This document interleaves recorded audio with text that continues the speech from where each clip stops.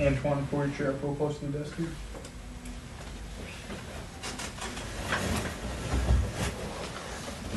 Perfect. And Ashley, if you would bring your chair up on this side of Antoine. Antoine, I need that on the desk.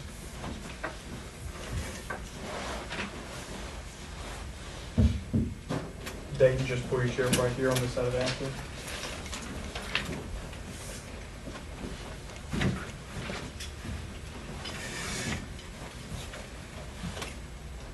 Jerry, just pull your chair up right here on this side of Antoine. And Jimmy, if you would pull your chair up on this side of Jerry. Perfect.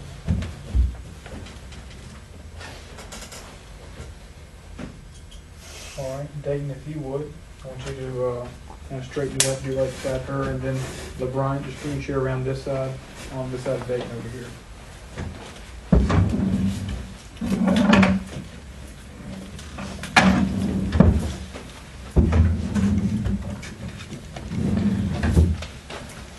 All right, we're going to get started.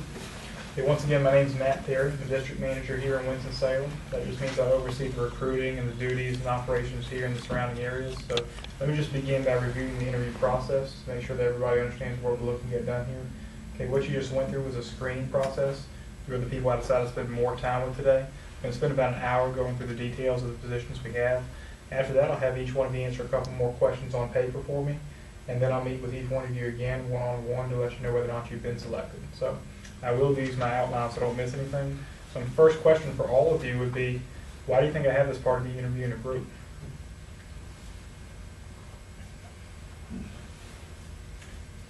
Yes? To see about our speaking skills in front of peers that we're not familiar with.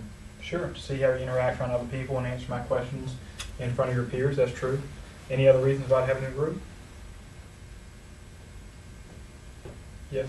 We might be working with each other or something. Okay, maybe, not so much, maybe working with customers, but not so much with each other. It mainly saves me a lot of time. If I interviewed each one of you for 60 minutes one-on-one, it wouldn't leave much time for personal life. So that's why I do that.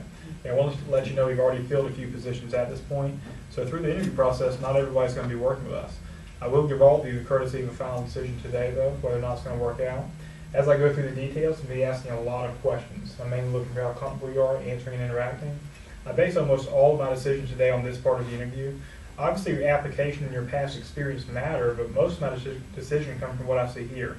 And I found that through this process, I'm usually able to select the best people for the job. So, have any of you ever started a job before where you didn't know what your exact responsibilities were or exactly what you'd be doing until you showed up? Mm-hmm. Sure. So, a lot of companies operate that way. Okay, since I've worked with Vector as a manager, I find it a lot easier for myself and our management team that when I do bring on new people, they know everything there is to know about what is expected of them and what their duties are.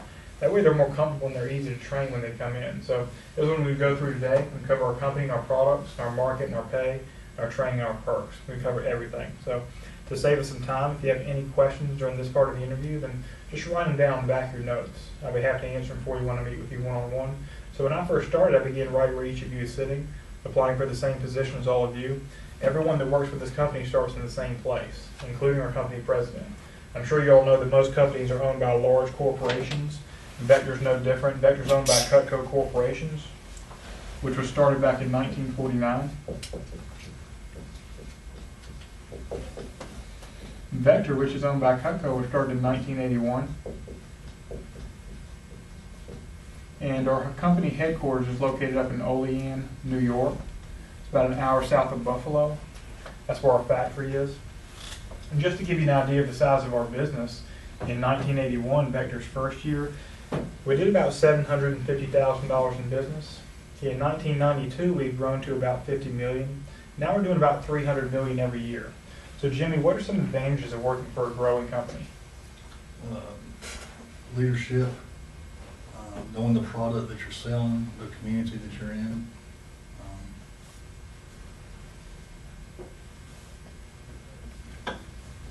Jimmy, how's the job market nowadays? Pretty stagnant. Sure, at a time when a lot of companies are remaining stagnant, laying people off, Vector's adding people. So job security is a huge advantage of working for a growing company. Any other advantages of working for a growing company? Better chance for advancement. Sure, the reason I've moved into this position is because I've worked very hard. Since our company's growing, our people are able to move up quickly if they have a good work ethic. Okay. Also, as far as our corporate structure, we're split up into 6 regions throughout the United States and 1 in Canada. This is, we're in the eastern region, the red region located in here, the green region on that map. But it's about 11 states in the eastern region. To break it up for you further, we're part of the Carolina Division. That's everything in North and South Carolina. We have 26 offices in North and South Carolina. We have about 600 offices nationwide. These are the staff members of each office in the eastern region. I'll pass it around, you're welcome to look at it. But as far as who we work with all types of people, from students to career professionals to people looking for supplemental income. Actually, some companies don't like to work with students. Why do you think that is?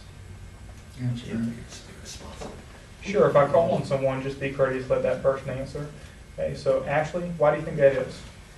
Because flexibility. Some students aren't as flexible because of their schedules, and then sometimes they can be irresponsible. Okay, sure. Obviously, a lot of students work on a short-term basis or in school. And as I heard some other people mention, many students are less experienced. Many employers even is less responsible. They don't have any real work experience. We, on the other hand, enjoy working with students because they're already used to learning, and they're naturally attracted to our program because of the flexibility and the perks we provide for them. Our company has an academic advisory board. It's a group of 6 college professors who improve our program from an educational standpoint. They're from different universities. I'll pass it around. This is a scholarship brochure. It's called the All-American Scholarship. So the students inside want a scholarship with the company. And you're welcome to take a look at it. Also, in the past, we've worked very closely with NC State University in Raleigh. There's a letter from David Hennard, a professor from NC State, just what he has to say about our programs. David requires all of his students to go through our training and sell our products as part of a class project. Okay, so you're welcome to read through that letter.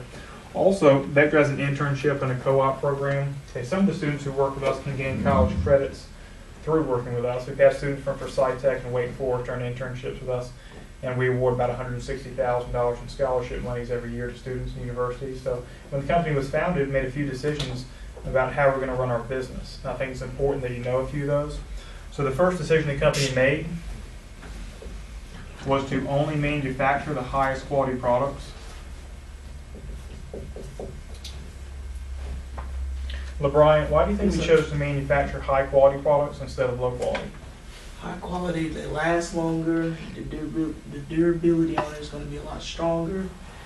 Customers will always buy your products. Sure, people like quality, good word of mouth advertising.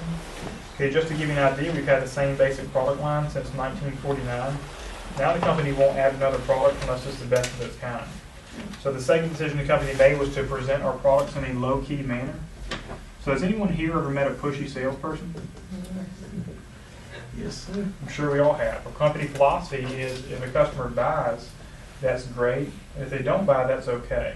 The main focus that our representatives have is just to educate a customer so they can make the best decision for themselves. We've had clients who've been with us for 30, 40, 50 years. The reason they stay with us is because of how they're dealt with. Having 18 million customers nationwide, that's something that's pretty important to us, honesty and integrity. And that's our next corporate philosophy. And honesty and integrity is important throughout our entire company. But it always starts with the product, so there's no need to exaggerate or be dishonest about a product in any way. Dayton, what could happen if somebody exaggerates a product? Well, if they do decide to buy it, the customer that is, and they realize that they're dissatisfied with it, it would be a bad rep on us. Sure. And they won't spread the word, and we won't get more customers. Sure, so it leads to bad word of mouth advertising, bad reputation. That's why it's important to us.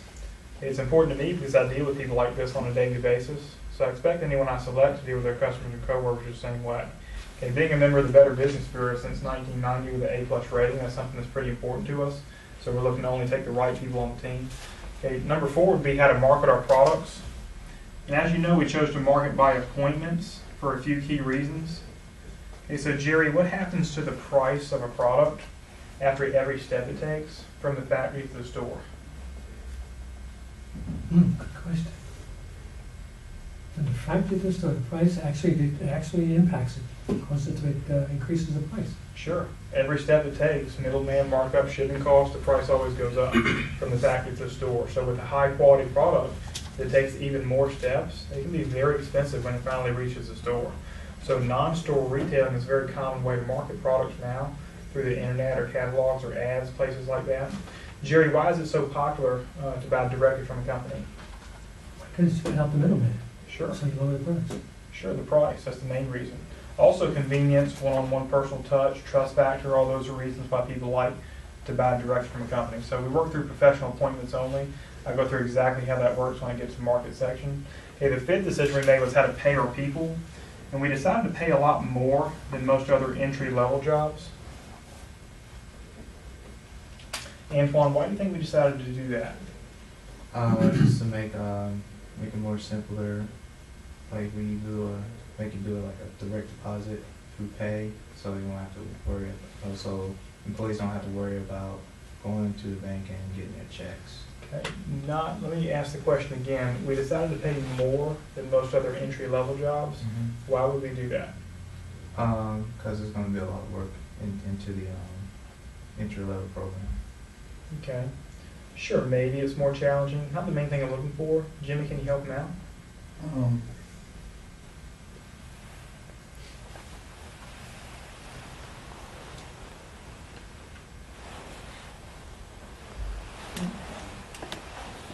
Ashley?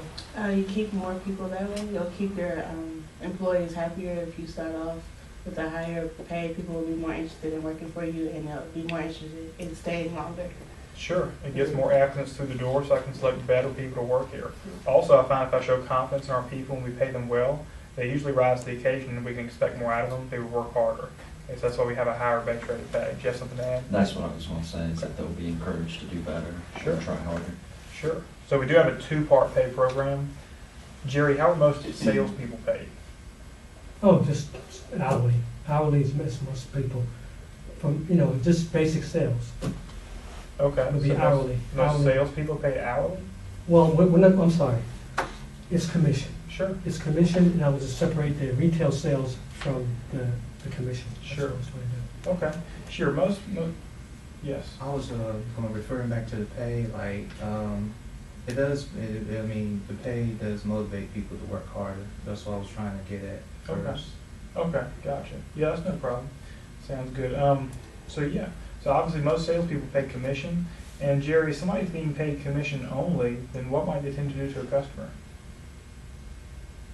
Oh, sometimes they may overstate the facts. They might misrepresent the product just to sell, just to close a sale.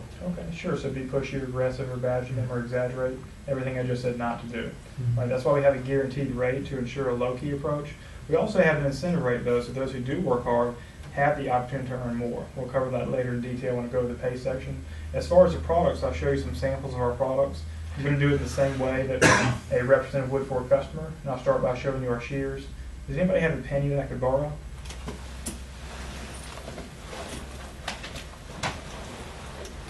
Kind of Let's see. Oh, here we go. Thank you. Appreciate that. Okay, so a demonstration that a representative do for a customer to show the quality of our shears. Oh, wow. Okay, so our shears are made of high carbon surgical stainless steel. They have thermo resin handles for comfort. They fit both right and left-handed people, big or small hands.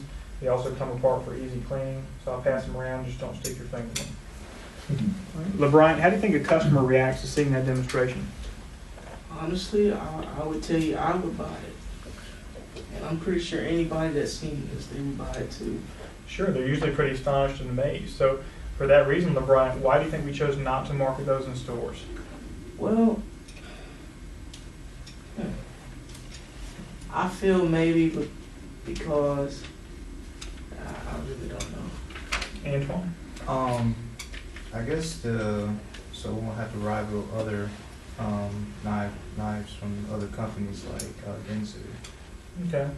Sure, maybe competitors, things like that. Yes, Doesn't Baker? that raise the cost of them if you put them in stores? Sure, Because that just gives like- it another place that it has to go to. Sure, Dayton, just like we talked about earlier, the price of a high-quality product like that, if it were sold in store, would be very high. Right? Also, people would know that they are unique. Jimmy, do the people who work in stores like Walmart or Target typically know everything about all the products? Not everything, no. Definitely not. So we wouldn't be able to explain them or cut a penny in half. So No. Jimmy, if they were in a package next to another less expensive pair of shears, like the orange handle ones you see in Walmart, then which one's the customer gonna get? Probably the orange ones. Sure. Just based on what they see. Sure, the cheaper the pair. So our major product is called Cutco Cutlery. I'll pass around the sample. Do not rub your finger over the blade.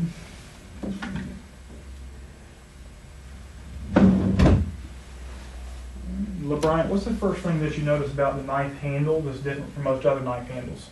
There's a lot of ridges in it. It's very durable. It's longer than I've seen. Sure. It's called a universal wedge lock handle. It has a grip, your thumb and forefinger locked in place at the top for better control and safety. Also, Jerry, what are most knife handles made of? Just common materials? I would have to say wood, lower quality wood. Sure. Wood, that's true. Also a lot of plastic. But wood and plastic are both very common. Got a few examples here. Wood is very common, especially on steak knives, things like that. Wood tends to fade, crack, and splinter over time, especially if it gets wet. Wood is also porous. That means it absorbs everything. It's very unsanitary. Grease, odors, bacteria. Plastic tends to chip and crack and melt pretty easily. It's also very slippery when it's wet. So we use what's called a thermoresin. Thermoresin does not chip, crack, or break. It's heat resistant, dishwasher safe, and very sanitary. As far as the steel, most knives use what's called a stainless steel. Stainless steel does not rust, pit, or corrode, so it is pretty sanitary. It's very soft. It goes dull every time you use it. You have to constantly sharpen it. Some knives use what's called a carbon steel. Carbon steel does rust, pit, and corrode. It's not sanitary at all. It looks like the top knife here, but it does hold a sharp edge for a long time. It's very hard metal. So we use what's called a high carbon stainless steel. It's a combination of both. It holds a good edge, but it never rusts. So, Antoine, what's the most important thing a knife should be able to do? It should be able to cut what you're cutting. Sure, it should be able to cut. So a demonstration we do with the customer to show the sharpness is we cut some rope. It's really tough, like a piece of like vegetables or raw meat, but it doesn't harm any knife edge. So Antoine will have you help me out real quick. Just going to hold the rope down for you. We're going to try all three of these larger knives here. And yeah, you set that stuff down. I want you to do the same way with all three. I'm going to hold the rope. Take this one first and start at the very back by the handle. Press as hard as you possibly can and do full strokes back and forth until you get through it. All right, if you would actually count how many strokes it takes. As hard as you can press. Start back here. There you go. Hard as you can press, full strokes.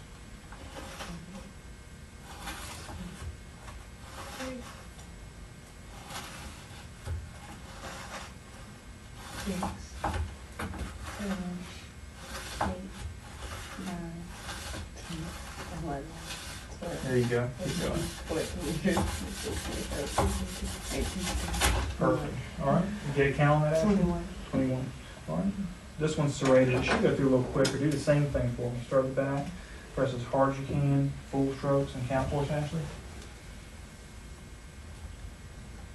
1, 2, 3, 4, 5, 6, 7, 8, 9, 10, 11, 12, 13, 14, 15, 16, 17, 20. All right. Good enough. All right. Set it down for me. And do the same thing one last time. Start at the very back as hard as you can. Full strokes. And count for us, Ashley. 63. That's a close right there. So the reason the knife cuts so well is because of how it's designed. Okay, the first edge that Antoine used was called a straight edge. Straight edges are just straight lines. When they touch a hard surface like a cutting board or a plate or a bone, they flatten out instantly. They go dull. You have to constantly sharpen them. The next edge was called a serrated edge. Serrated edges look like this. They just have points that rip and tear through what you're cutting. It's like a saw or a chainsaw. And when the points go dull and they wear out, after that it's a dull knife. It can never be resharpened. It has to be thrown away and then replaced. And the last edge was called Cutco's Double D edge. The Double D edge has 3 individual blades that are in between every point. So all 3 of these surfaces are razor sharp blades. No matter what way our knives move, forward, backward, or straight down, they cut whatever you put pressure on. A typical knife will stay sharp for about 1 to 2 years. Cutco is designed to stay sharp for about a decade. Another one of our more popular ones is called the table knife. And it is called a table knife. This is not a steak knife. What's different about this from a steak knife? It's round. It's rounded, a lot shorter. Sure. Most steak knives are pointed. Similar to a butter knife. Mhm. Sure, this has a rounded tip like a butter knife, so you can still spread with it. Therefore, it's not just for steak. It's for every meal. I'm sure you've all seen a steak knife kind of like this, right? Yes. Okay, so a demonstration we do with the customer to show the difference as we cut some shoe leather. It's real tough like a piece of steak. It just makes a real good comparison. So Ashley, I'll have you help me out real quick with this. All right, so I'm going to hold the leather up for you. Like this. So just once you take a steak knife, press really hard so you can saw it all the way through it.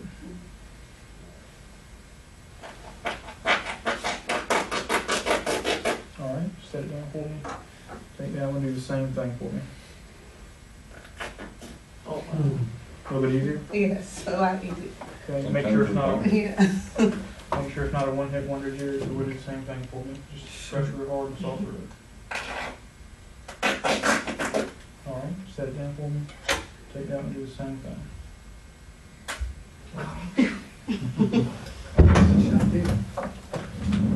So Cutco's been featured on several episodes of television, including Modern Marvels, Made in America, How It's Made on the Science Channel, the Food Network. The Cooking Club of America promotes Cutco every year. They give us their product seal of approval. Welcome to take a look at those. Also, Dayton, when we're with the customer, we always let them do all the cutting, just like I did. Why do you think we would do that? So they get the hands-on experience and see it for themselves and don't think that it's a technique that you learned or picked up Sure. just to sell. Sure, they know there's no gimmick, it actually works, and they have hands-on experience, that's true. So, we use a prospectus, we call it the blue book here. It's just a detailed outline. Everything the customer should know is in this book, so we go through this book page by page, make sure they're fully educated before they make a purchasing decision. I think it's very important for one to use their own personality when they're with a customer. Ashley, why do you think it's so important to use one's own personality? Because you'll make it personable for your own self, so it doesn't seem like you're reading from a like a script or anything like that. You would be just fresh and new for someone. You wouldn't just be. If someone were to come to me from Cutco back there and they would be selling me something, I would want them to be personable with me. I would want them to make my experience to fit me and not to fit someone else to generalize. Okay, so we can develop that personal connection and a relationship with them. So everyone uses their own personality, therefore everyone's style of presenting ends up being a little bit different, even though we all cover the same basic outline. So we go through this with them page by page, just like I've done for you so far. We would cover the history of our company, where our products are made and how they're manufactured here in the USA.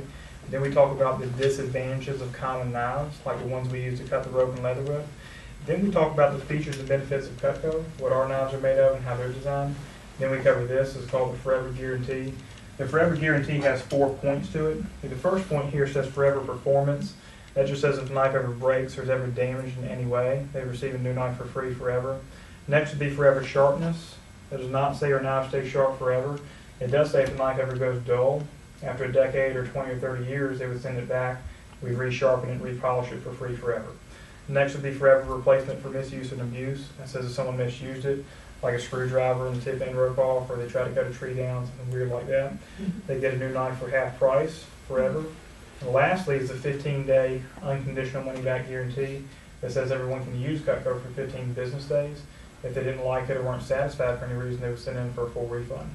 Looking at our products, though, LeBron, do you think we have any people send this stuff back? Oh, no, not at all. Rarely ever. So, LeBron, why do you think we still have that part on the guarantee if nobody really sends it back? Well, for one, from what I've seen, it lives up to its word. It's not going dull anytime soon. Okay. And it's going to stay sharp. People's going to always enjoy the sharpness of it as far as when they're trying to cut their meats or whatever they're cutting.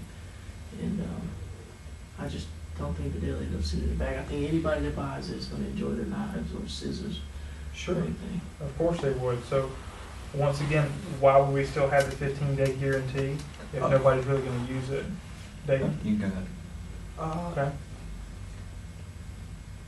Well, no, if nobody's going, I guess it. I don't know. David? Maybe it's security in the product, and they'll Sure. feel, if you're going to offer to send it back for free, or you said for a refund, right? Yes. complete refund, Mhm. then, they're gonna realize that, it's a good quality and they're gonna test it, and if they don't like it, then, they have the ability to send it back, but it's somewhat of a security in the product. Sure, so it gives the That customer they'll peace feel. of mind. They Yes. feel more comfortable making the purchase, so they know they have the options in the back. Yes. Jerry, we've had those same 4 points on the guarantee since the company started. That was 63 years ago. So what does that tell you about our company and our products? For real. It Sure. comes for real. If it's not broke, don't fix it. That's why we haven't changed it any. This is the basic set we have. It's 10 pieces, 7 knives, 2 forks, and a spatula. What makes Cutco affordable for anyone is they don't have to get a full set. They can get whatever they want to get, their favorite 1 or 2 or 3 pieces. Or they can get a set. Okay, the basic set in a block looks like this. We also have sets that are larger, people who do more cooking. We have a lot of smaller starter sets as well, for people who don't do as much cooking. Maybe they only cook once or twice a week.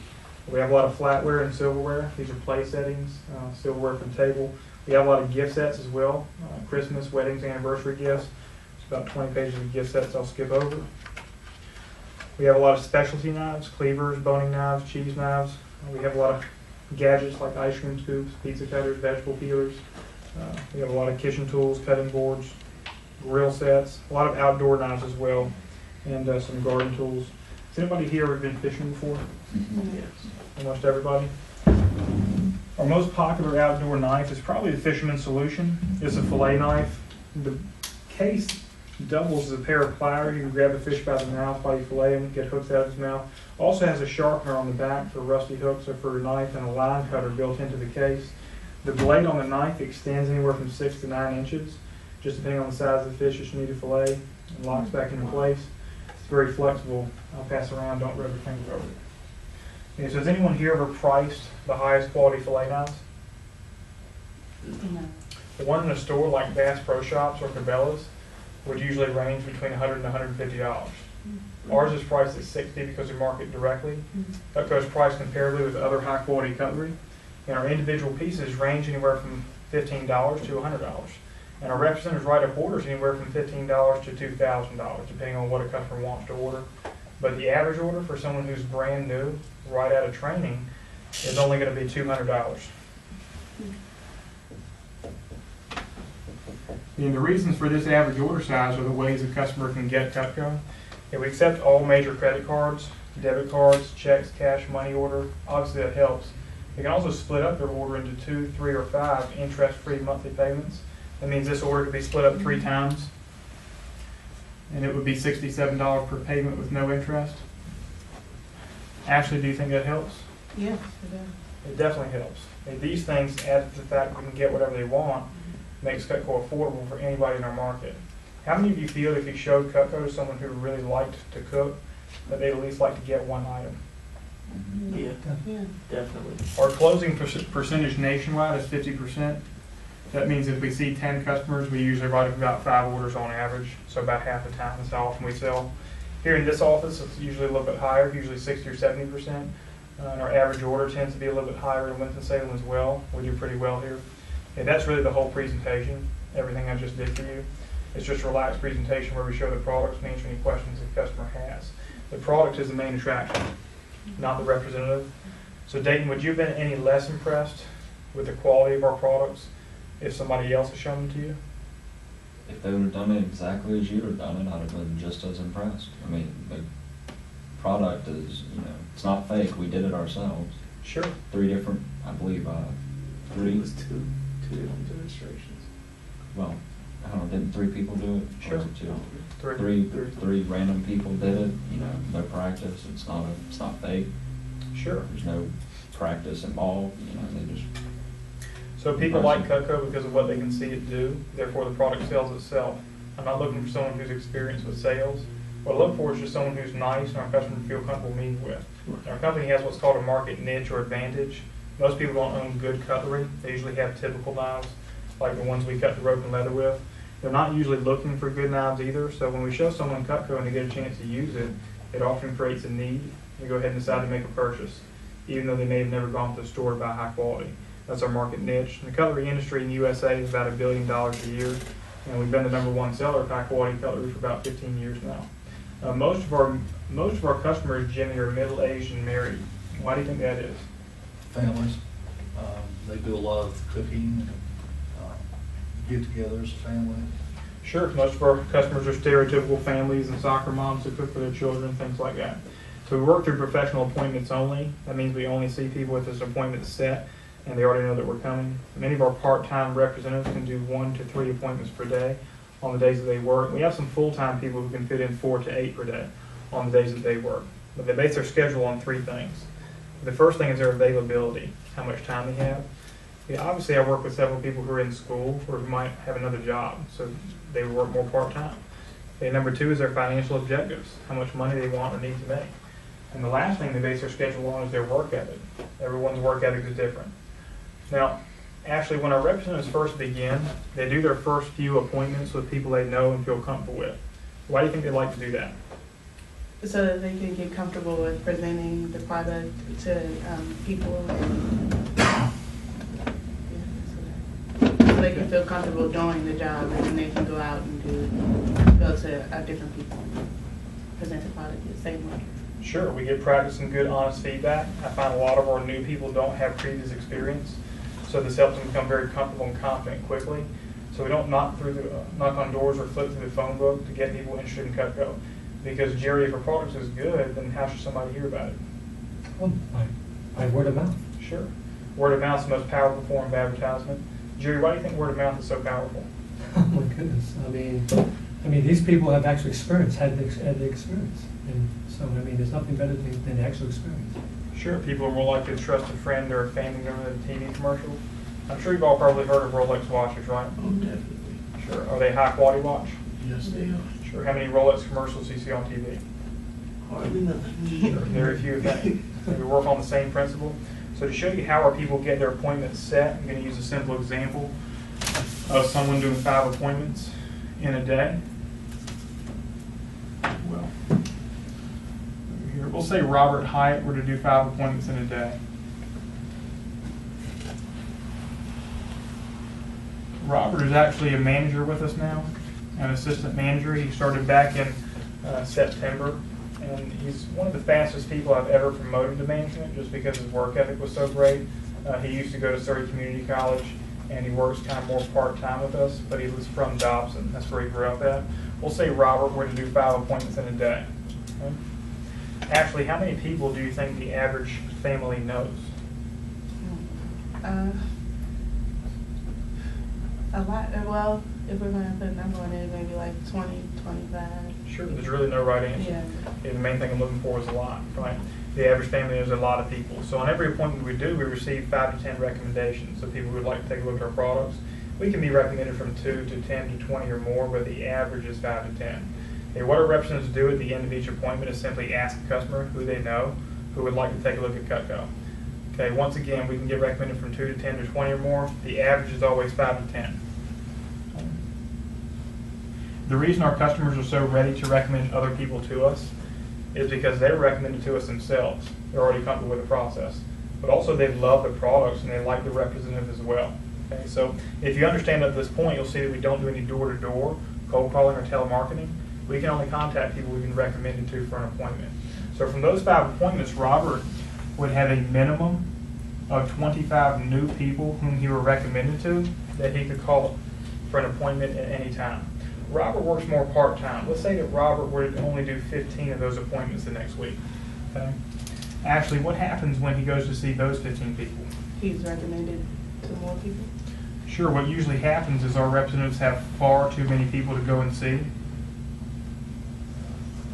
So we have to teach them to see the most qualified customers first. Right? Also, Dayton, if a representative starts in the area that they live, then where do you think most of their recommendations live? Oh, can you repeat it, please? If a representative starts in the area that they live, then where do you think most of their recommendations live? The whole base, you know, where they live. Sure. Most of our representatives work in the same area that they live, just like a real estate agent or an insurance agent, usually a 5 or 10 mile radius. But there are no territory restrictions. If someone wants to show someone in a different area, they can. In the past, we've had several Wake Forest University students who worked with us. Obviously, most of those students are from out of state. When they go to school here during the school year, they work with our clients in Winston-Salem. When they go home for school breaks or for the summer, they can still work in their hometown if they'd like to. Most of them do. So since our representatives set their own appointments, they have a very flexible schedule. They can set appointments anywhere from 8 a.m. to 10 p.m. Some people like to work in the mornings, others like to work in the evenings. Some people work weekends, others work weekdays. So we work with all types of schedules. But regardless of how many appointments someone wants to do in a week, we always sit down with them at the beginning of every single week and help them plan their schedule out around all the commitments that they do have, school or another job, family, stuff like that. Obviously that stuff comes first. So if a representative works one schedule a certain week, they're not stuck in that schedule forever. They can change it up the next week. The reason our people love that is because, has anybody ever had a job where you wanted to work 30 or 40 hours, but your boss gave you 12? Yeah. A lot of people have been on the flip side. They need to work 12 or 15, but their boss gives them 30 or 40. So the flexibility is something our people enjoy. When a customer orders, all they do is write up an order form. It's turned in here to the office. I ship it up every week, and the customers get the products through the UPS or priority mail. Okay, so pay is the next section I'm going to cover. It's the most important section by far. I would definitely get all of this in your notes.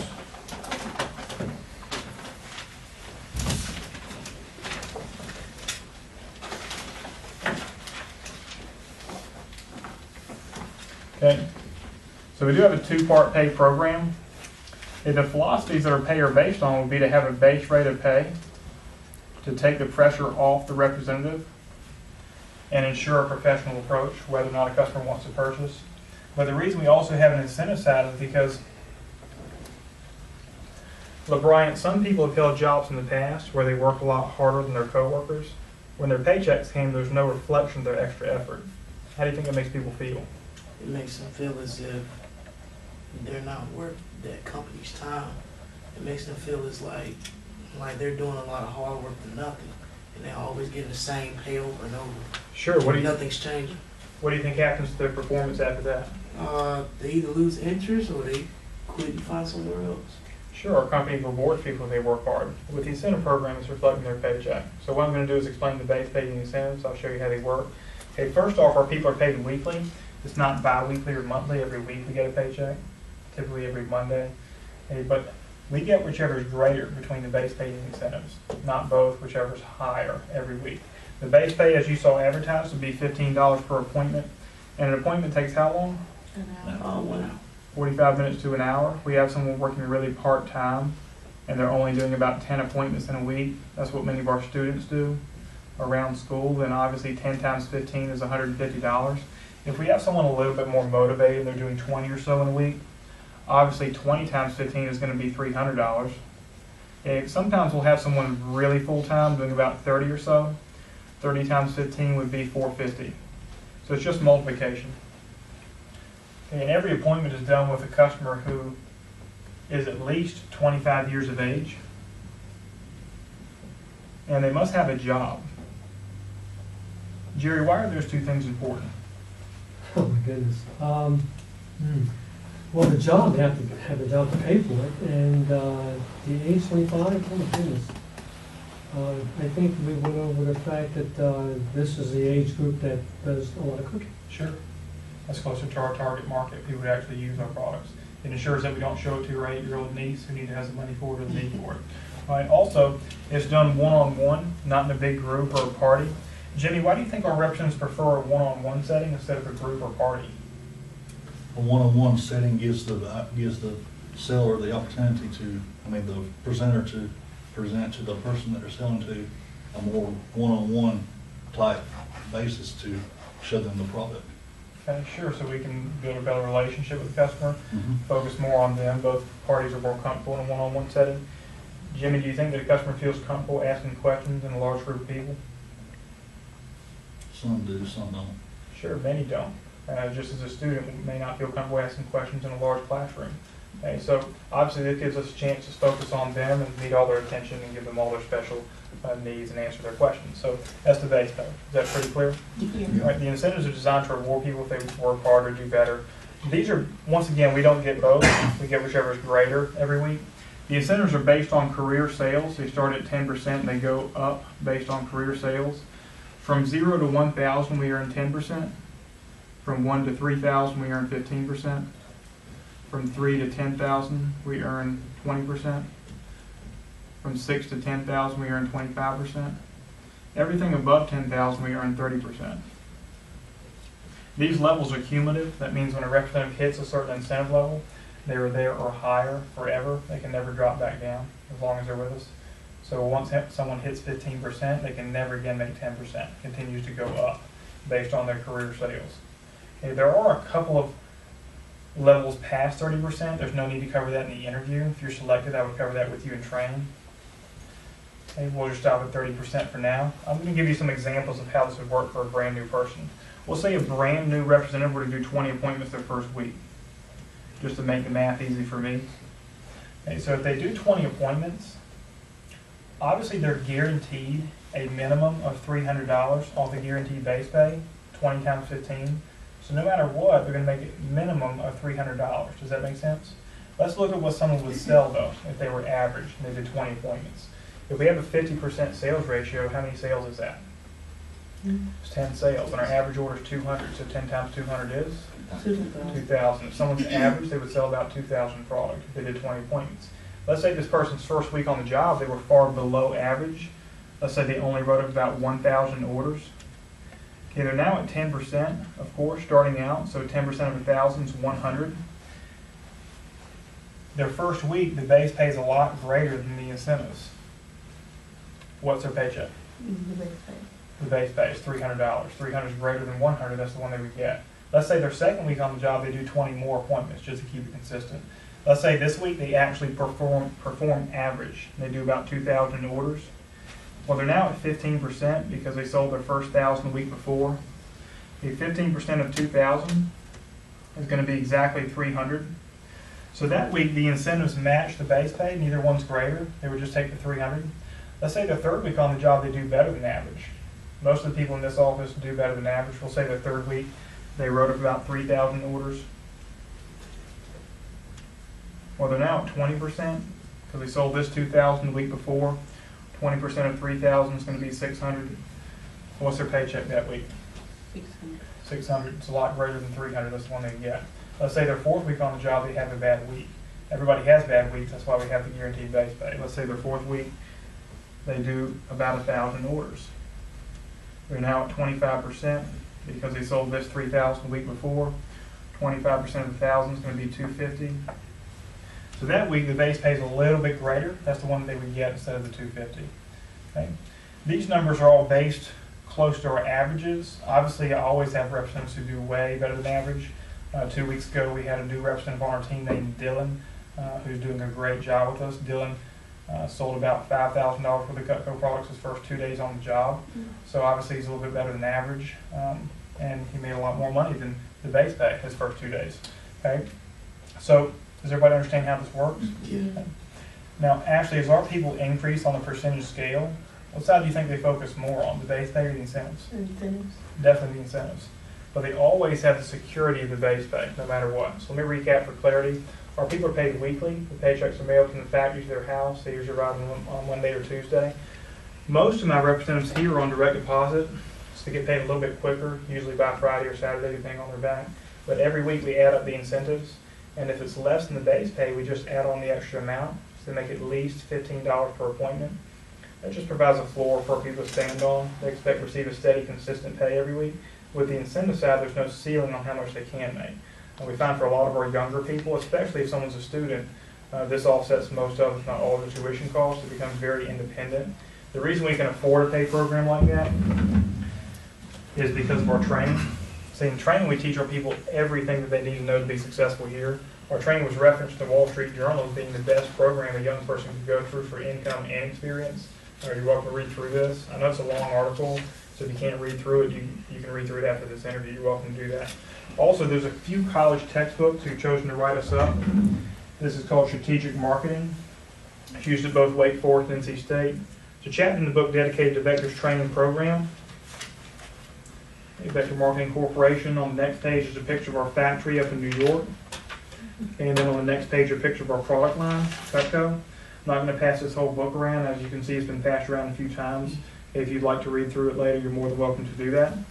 There's about a dozen or so college universities who require all of their marketing students to go through our training and sell our products as part of a class project for a 400-level college course. These include Purdue, LSU, Michigan State, Illinois State, NC State, and Raleigh, of course. Western Carolina recently adopted us into their marketing curriculum as well. And the fact that academic institutions require their students to do this says a lot about our training. our training is world-renowned, and by itself, it looks better on a resume than most other jobs do. So I'm going to go through the training with you now. Okay, our training is broken up into 3 phases. Okay, the first phase here is called the initial seminar.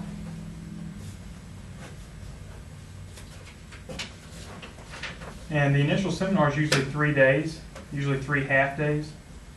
Most of the time it's a Thursday through a Saturday. It's just where we take the time to teach our new people the basics of the position.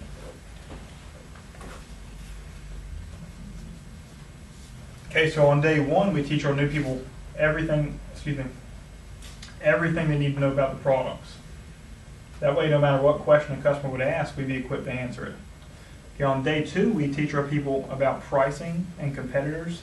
We also help our new people set up their first few appointments on day 2. So we teach them how to do that. Most of our new people leave day 2 of training with their first 5 or 10 appointments already set up. And then on day 3, that's just a big review day where we do paperwork and practice, make sure they're ready to go. Okay, so that's our initial seminar. This is usually run by me. Okay, we have assistant managers that help me run a lot of the interviews. The training is usually run by myself though. Right, so I'm usually run all 3 days most of the time. I've run dozens of these. I'm pretty good at it. Right. Also, the second phase would be their paid training appointments. Their paid training appointments. I mentioned that our new people would start by practicing with people that they know. And we usually like to see them do 7 to 15 of these their first week. Yeah, that number is not mandatory. They can do more or less if they need to. If I have a student with 3 or 4 exams in a week, they can do as few as 3 or 4. If I have someone from the area and they don't have a lot going on, they can do as many as 30 or 40. So we help our new people set those up during the initial seminar on day 2. Right? Now, those are paid. Both the base pay and the incentives come into effect for their very first training appointment. The reason the company is willing to guarantee pay for that time, even though it's just training, is although our customers don't have to purchase anything if they don't want to, since it's just training, what do you think happens a lot anyway? Many people see the quality and decide to get some stuff. Also, the recommendations and word of mouth advertising we get from those first few appointments is well worth it. So we're definitely willing to pay them for that, right? Both the base pay and the incentives. The last phase of training is ongoing training. LeBryant, how long do you think most companies spend training their employees? See, at least about 3 to 6 months, maybe. For an entry-level position, it can be anywhere from a few days to a few weeks, maybe a month or so. Okay. Right, usually in a long period of time. One of the first perks of working with Vectors, we have never-ending training. So as long as someone's with us, we continue to help them improve and get better, so they can earn more income and advance. All right, the first part of ongoing training is advanced training 1 and 2, AT 1 and 2. And advanced training is where we actually have our new people back in the office for 2 short trainings spaced throughout their first week. These are right after their first few appointments they do. The reason we do that, Ashley, do you think that some of our new people might make mistakes? Yeah. Yes. Of course they do. Do you think that they might have questions after their first few appointments? Yeah. Sure, that's why we have them back in. We continue to help them improve any questions they have that they didn't know how to answer. Take a lot of pride and support we give our people, especially when they're new. Okay, so that's advanced training. That's the best training we have to offer them. All right, after that, we have some optional parts to our training. And these optional parts, number 1 would be field training. I'm going to abbreviate FT. Field training is job shadowing. That's when a brand new person can go into the field with a more experienced representative. They get a chance to meet someone else on the team and ask them questions afterwards. And they get a chance to watch a live presentation with a real customer. So, our top person last summer, her name was Faith Frazier. She graduated from North Forsyth High School and she's attending UNC Charlotte now. She's studying marketing there, but she had a $400 average order and a 90% sales ratio. So she's coming back in 2 weeks after her last exam to work with us again this summer and probably be an assistant manager. So, you know, if you are selected, she'd be a great one to go field training with. Also, Jake Murray. Jake is actually from Sparta, North Carolina. It's about an hour and a half north or northwest of here, a real small town. And Jake goes for Forsyth Tech Community College. He started last August. He's already sold about $20,000 worth of Cutco products. He's pays for all his own school with his job, so he's a good one to go field training with as well, better than an average person. Okay. After that, we have conferences and division meetings, and our conferences are held in places like Charlotte or Atlanta or Niagara Falls. We just went to Niagara Falls back in November, and this is a company trip we do for our management candidates. The best people are invited to that. We toured the factory in Olean when we go there. We went to Atlanta back in January for a year-end banquet. That was to celebrate all the accomplishments in 2011. We do that every January. And we've got about 2 to 3 conferences every summer. So we've got some coming up pretty quick here.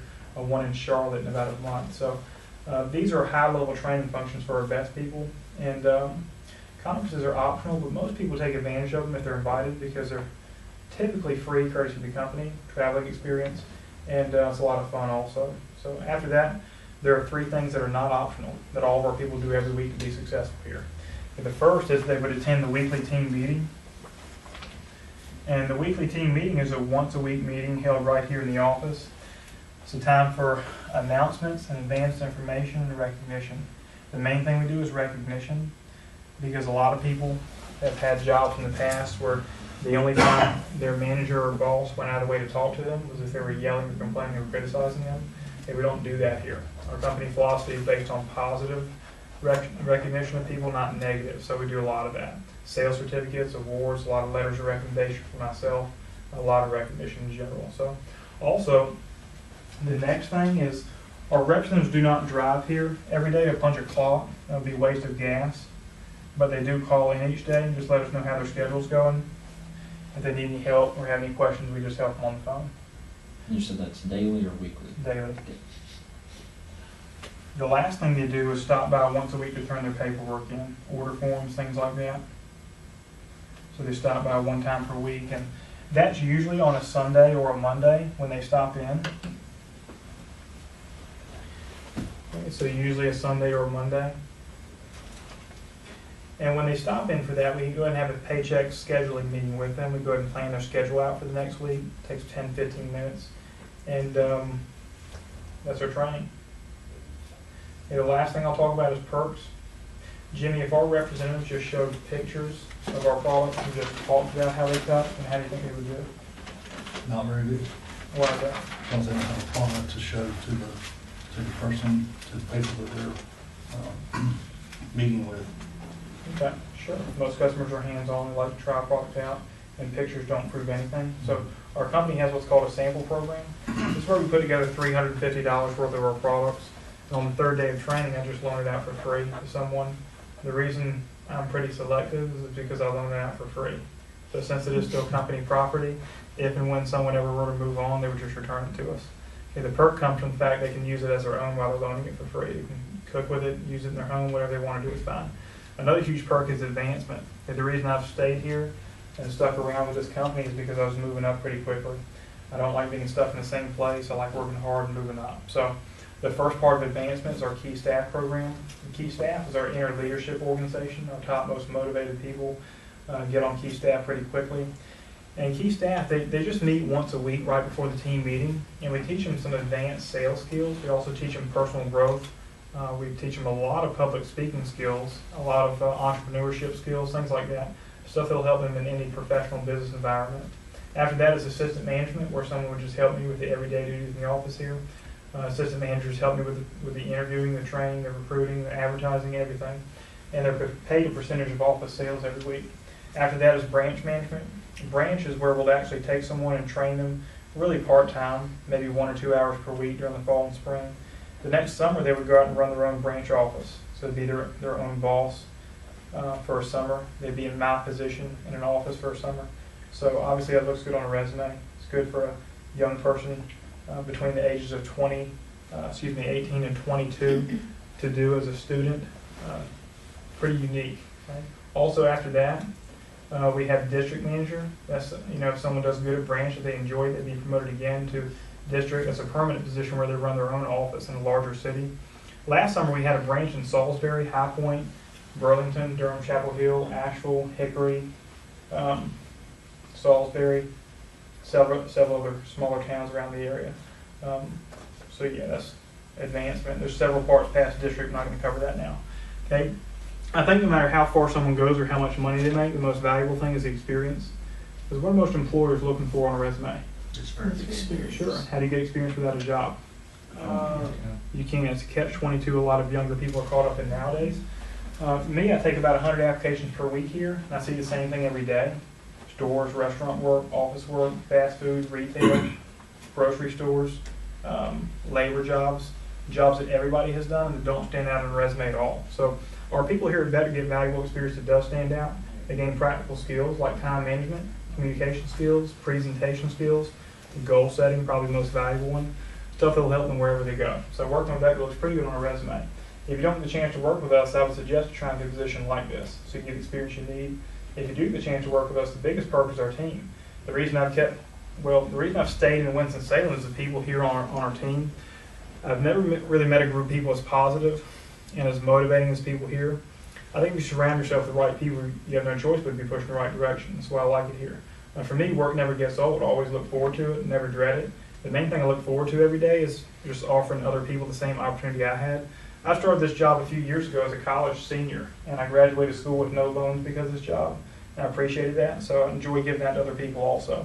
The last thing I'll say is, although I do have to be selective, the mission statement I have here is to help as many people as I can grow professionally and personally. So if you're selected, that's what I'll do with you.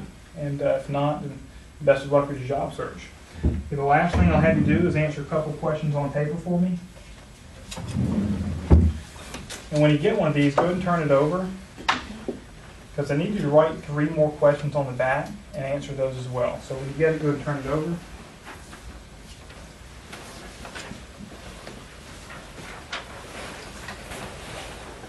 All right, the first question I want you to write on the back is going to be explain pay. So explain pay. Just show me how our pay program works, the base pay and the incentives. Okay, so explain pay. Next question, what are 5 goals you have in the next 5 years? 5 goals in the next 5 years.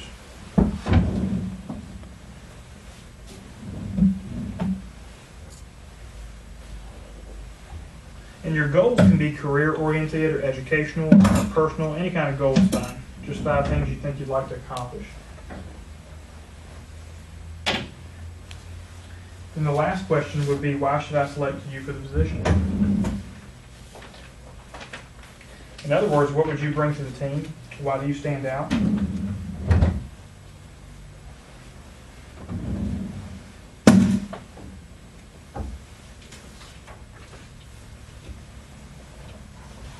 All right, if you would, start on the front. There's some yes/no questions on the front there. Those are really simple and straightforward. In the middle, you'll see a section short answers, very simple also. At the bottom on the front, you'll see a section that I realize most of you are very professional. You may have turned your cell phones off during the interview, and I appreciate that. If you need to use your cell phone for the bottom part, you can. Okay, I can't guarantee anybody a position. I can just guarantee them an interview. We're looking to recruit the right people before the summer starts. So I think that about half of you were recommended by someone who already works here. And then just work on the ones on the back. Everything that we laid out on the table that we looked at, so if you get a chance to read through it, you're welcome to do that. And I'll call you one by one to my office to let you know whether or not you've been selected. The order that I call you in has nothing to do with who and who is not selected. All right, the last thing, guys, if you would, just spread back out for me real quick.